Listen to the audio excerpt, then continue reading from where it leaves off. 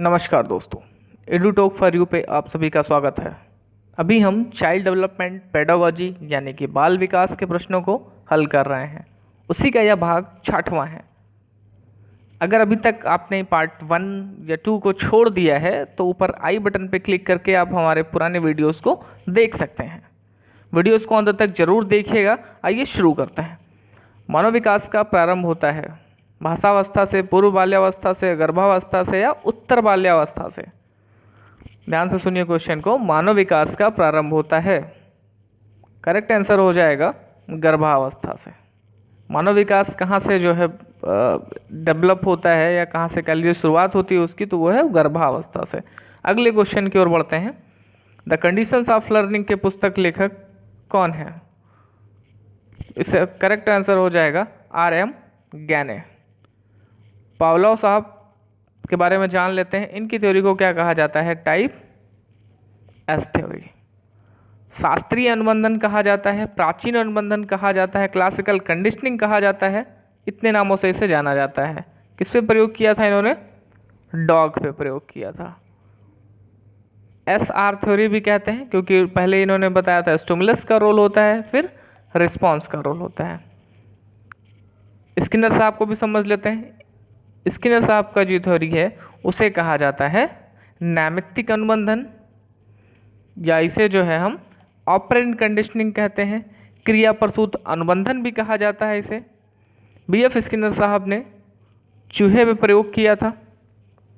इसके अलावा बिल्ली पर भी प्रयोग किया था। इनके शिष्यों ने जो एक्सपेरिमेंट का बॉक्स था उसका नाम क्या रख दिया था इनके सम्मान के लिए? Skinner box. इन्होंने धनात्मक और ऋणात्मक पुनर्बलन की बात की है। ऐसे क्वेश्चन पूछे जा सकते हैं कि BF स्किनर साहब ने कितने पुनर्बलन की बात की है, तो वो 2 है। उनकी संख्या कितनी है? 2। धनात्मक पुनर्बलन और ऋणात्मक पुनर्बलन। शेपिंग की बात इन्होंने की है और चेनिंग। शेपिंग व चेनिंग विधियां किसने दी थी? BF स्किनर ने। इतनी बात यहाँ से क्लियर होती है। EL थॉर्नडाइक साहब, इन्होंने प्रयास एवं त्रुटि का सिद्धांत दिया था। किस पे प्रयोग किया था? बिल्ली पर प्रयोग किया था। आगे बढ़ते हैं। R.M. गैने साहब ने शिक्षण के 9 स्तर बताए हैं। अगर आप सुनना चाहें तो एक बार सुन लीजिए। पहला स्तर जो है उसे कहा जाता है गेनिंग अटेंशन। जो दूसरा है वो है informing learners of the objective यानी कि एक्सपेक्टेंसी। तीसरा है रिट्राइवल यानी कि पुनः प्राप्ति। चौथा है सेलेक्टिव परसेप्शन यानी कि चुना हुआ प्रत्यक्षण। पांचवा है सीमेंटिक इनकोडिंग यानी कि अर्थवादी कूट संकेतन। छठवां है रिस्पॉन्डिंग प्रतिक्रिया करना। सातवां है रेनफोर्समेंट यानी कि पुनर्बलन। आठवां है रिट्राइवल यानी कि पुनः प्राप्ति। नौवां है जनरलाइजेशन अर्थात सामान्यीकरण। एक बार फिर से सुन लीजिए। पहला है गेनिंग अटेंशन, अटेंशन को प्राप्त करना। दूसरा है informing learner of the objective, सूचनाओं के बारे में लर्नर को यानी कि जो सीखने वाला है उसे सूचित करना। तीसरा है रिट्राइवल जिसे कहा जाता है पुनः प्राप्ति। चौथा है सेलेक्टिव परसेप्शन यानी कि चुना हुआ प्रत्यक्षण। पांचवा है सीमेंटिक इनकोडिंग अर्थकूटन। छठवां है रिस्पॉन्डिंग उसके प्रतिक्रिया करना। सातवां रेनफोर्समेंट यानी कि पुनर्बलन। आठवां है रिट्राइवल यानी कि पुनः प्राप्ति। नौवां है जनरलाइजेशन।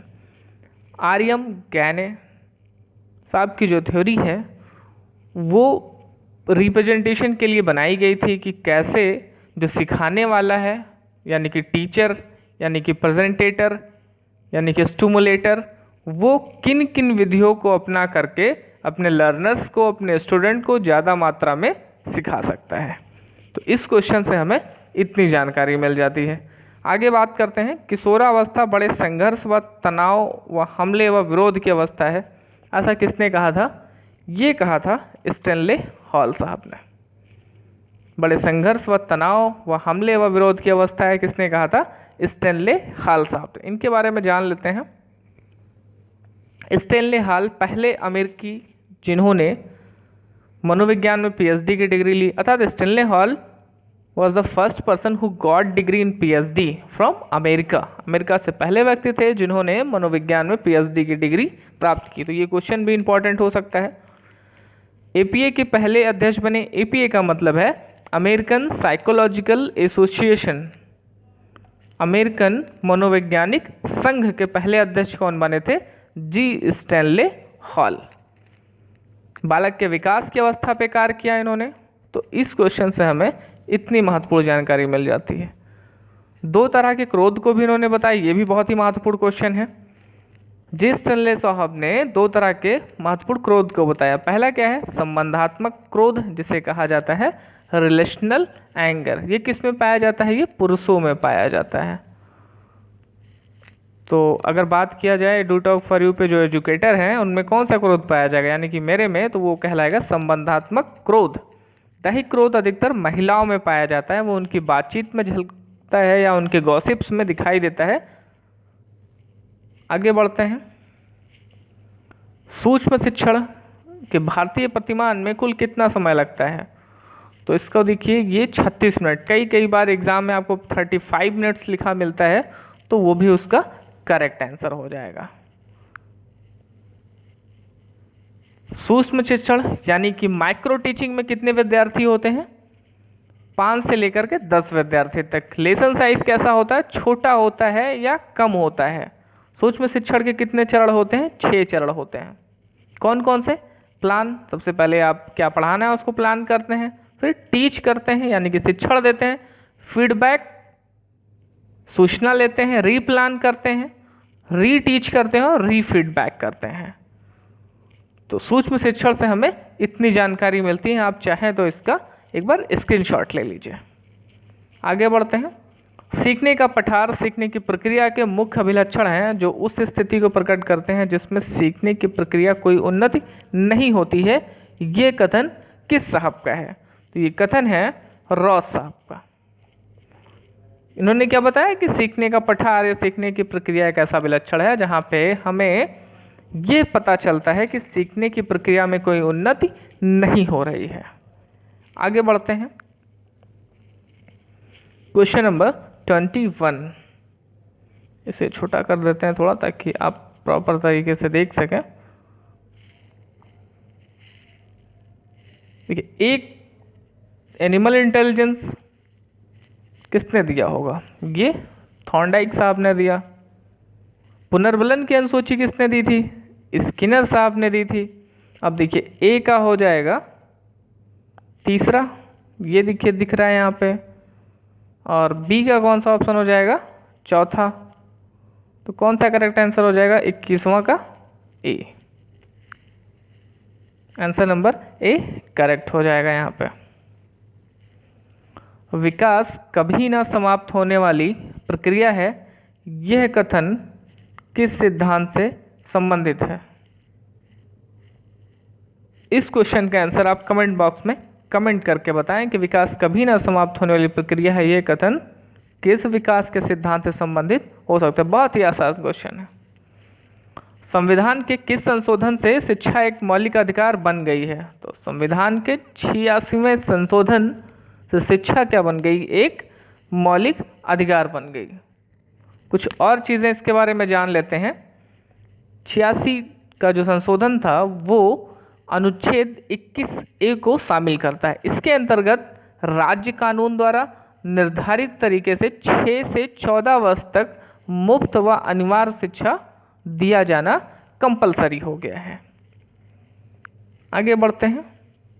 इस कानून के तहत यह अनुच्छेद 21A को शामिल करता है, ठीक है, जिससे राज्य कानून द्वारा, यानी कि जिस राज्य में आप रहते हैं उस कानून के द्वारा, उसके द्वारा 6 से 14 वर्ष तक मुफ्त व अनिवार्य शिक्षा दिया जाना अनिवार्य हो गया है। आगे बढ़ते हैं। अभिप्रेरणा के मूल प्रवृत्ति सिद्धांत के प्रतिपादक कौन थे? तो ये विलियम मैकडूगल साहब थे। इनके बारे में थोड़ी सी जानकारी लेते हैं, फिर इन सबको भी समझ लेते हैं।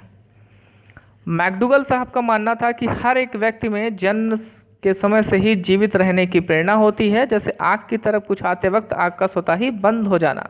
आपने कई बार देखा होगा कि मान लीजिए कोई कीड़ा आ रहा है तो या आपकी पलकों से टकराता है तो आपकी आंखें ऑटोमेटिक बंद हो जाती है। इसीलिए मैकडूगल ने इसको क्या कहा है अपनी भाषा में? मैकडूगल ने इसको अपनी भाषा में कहा है मूल प्रवृत्ति। क्या कहा है? मूल प्रवृत्ति। इंग्लिश में क्या कहते हैं इसे? Instinct, INSTINCT।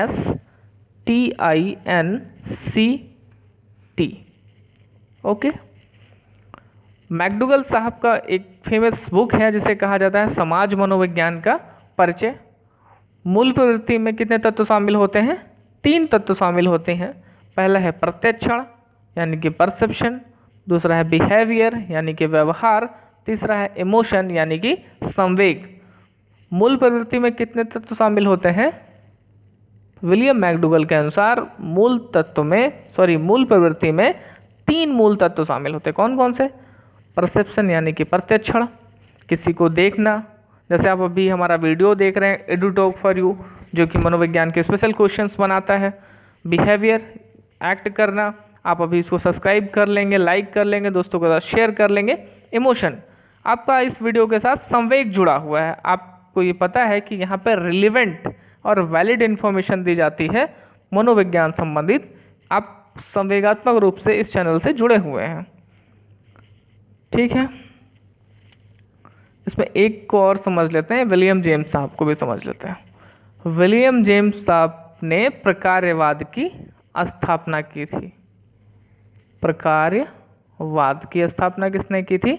विलियम जेम्स ने। क्या बताया था इन्होंने बताया था कि जो हमारा चेतन है, जो हमारी संरचना है मस्तिष्क की, वो एक प्रक्रिया के रूप में काम करती है, वो एक सिस्टम के रूप में काम करती है। अब्राहम मैस्लो साहब, इनको भी समझ लेते हैं। कौन सा सिद्धांत दिया था अब्राहम मैस्लो ने? इन्होंने नीड थ्योरी दी थी। अब्राहम मैस्लो ने कौन सी थ्योरी दी थी? नीड थ्योरी, आवश्यकता सिद्धांत।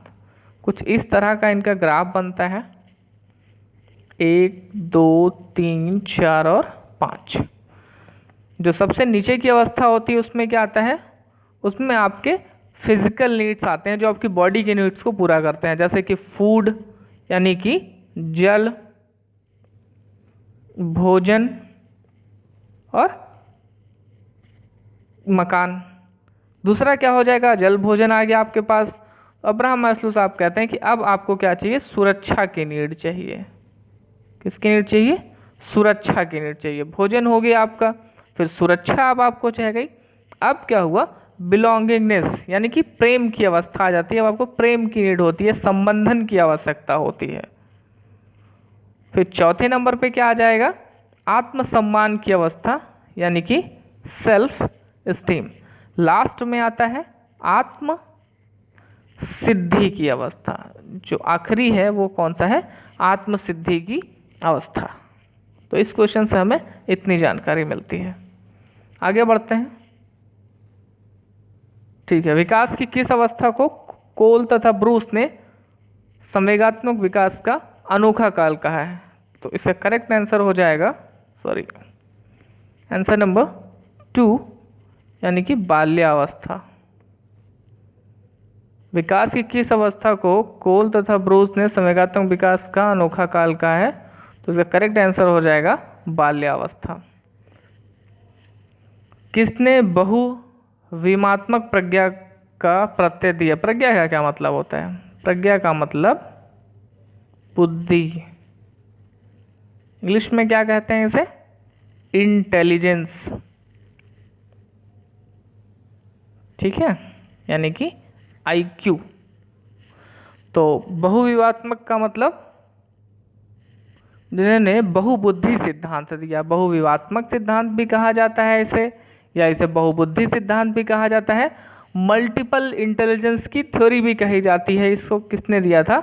इसको दिया था गार्डनर साहब ने, ठीक है।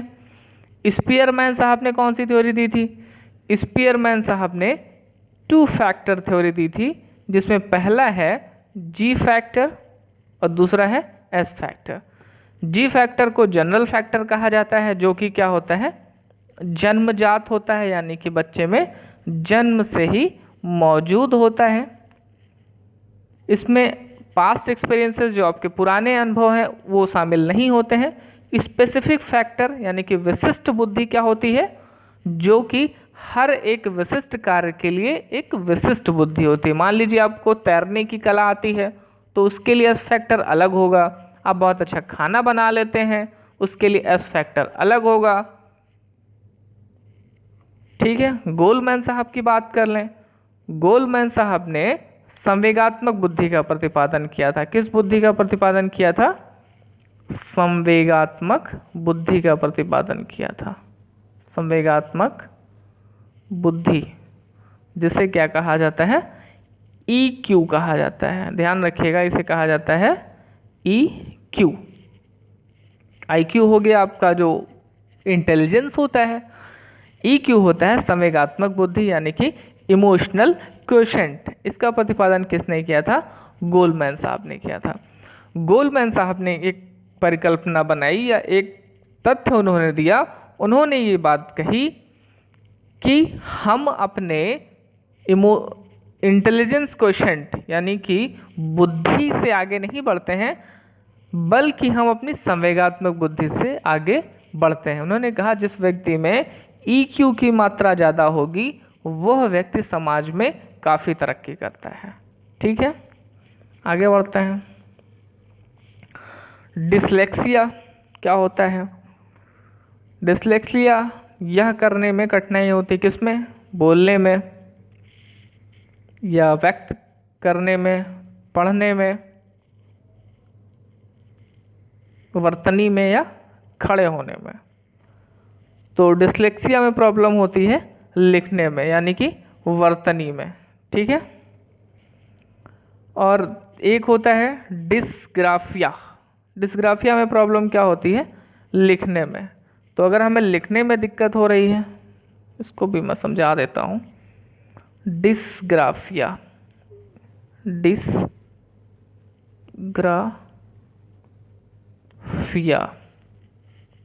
इसमें क्या होता है? इसमें बच्चे को लिखने में दिक्कत होती है। किस में दिक्कत होती है? लिखने में। ठीक है, आगे दूसरे को समझ लेते हैं। दूसरा होता है डिसकैलकुलिया। डिसकैलकुलिया,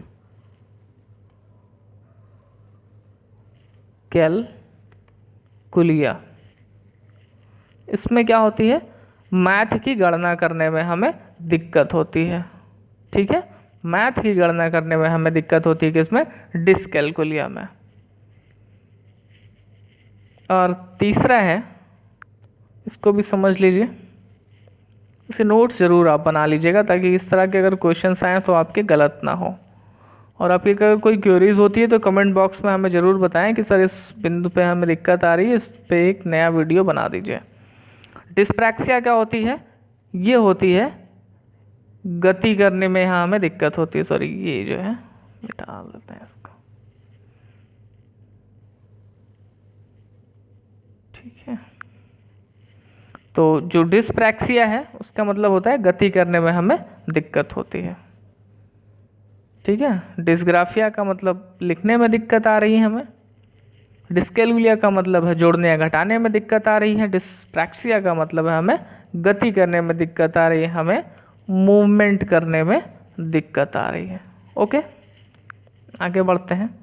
निम्न में से क्या समावेशी कक्षा में शिक्षक की भूमिका नहीं है? एक चीज़ यहाँ पे आप बिल्कुल क्लियर कट समझ लीजिए कि बाल विकास का प्रश्न हो, कई बार आपको इन्वायरमेंट के सेक्शन में भी, EVS के सेक्शन में पूछता है। जब आप इंग्लिश के पेपर सॉल्व करते हैं, CTET इंग्लिश का पेपर मैंने कई बार सॉल्व किया है, या मैंने उसको कई बार जहाँ पे पढ़ाता था तो मैंने ये देखा है कई बार ये जो समावेशी शिक्षा है ना, इंक्लूसिव टीचिंग, ये बार बार ऐसे ही क्वेश्चंस उठाते हैं। तो नहीं जब भी आएगा तो वो नहीं का ऑप्शन क्या होता है ना कि नेगेटिव चीज़ों को ये प्रमोट नहीं करते हैं क्वेश्चन बनाने वाले ज़्यादातर। तो इसका करेक्ट आंसर क्या हो जाएगा? शिक्षक को निःशक्त बच्चों पर ध्यान नहीं देना चाहिए। शिक्षक की भूमिका क्या नहीं है? शिक्षक को निःशक्त बच्चों पर ध्यान नहीं देना चाहिए, ऐसी उनकी भूमिका नहीं होती है। कक्षा में छात्रों को प्रश्न पूछने के लिए प्रेरित करना चाहिए। आप उन्हें मोटिवेट करेंगे, आप इस तरह की सिस्टम्स डेवलप करेंगे, आप इस तरह की बच्चों में जिज्ञासा विकसित कर देंगे पढ़ाते वक्त, ताकि बच्चे क्लास में अधिक से अधिक प्रश्न को पूछ सकें। अगला और आखिरी क्वेश्चन है, बच्चे को वृद्धि मुख्यतः संबंधित होती है किससे? शारीरिक विकास से। दोस्तों अगर आपको वीडियो अच्छा लगा तो प्लीज़ लाइक कर दीजिए, शेयर कर लीजिए, और अगर आप इस चैनल पे नए हैं तो प्लीज़ इसे सब्सक्राइब कर लीजिए। नमस्कार दोस्तों।